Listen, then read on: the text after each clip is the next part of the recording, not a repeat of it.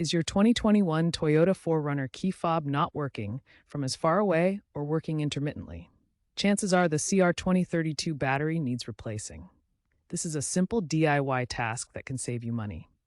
You'll need a new CR2032 battery and a small flathead screwdriver or plastic pry tool. The process involves opening the fob, swapping the battery, and reassembling. Be sure to work in a static-free environment to avoid damaging the key fob's internal circuitry. Using genuine parts is recommended to avoid warranty issues. First, gather your materials, a new CR2032 battery and a small pry tool. Ensure you have a new CR2032 battery and note the correct polarity.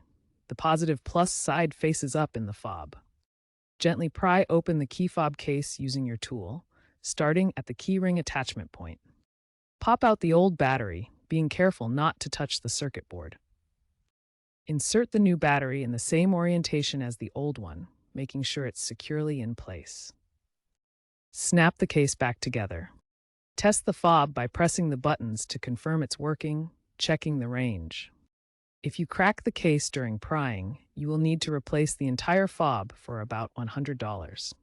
Batteries usually last 2 to 4 years, but can be shorter in cold climates. Your 2021 Toyota 4Runner key fob battery replacement is complete.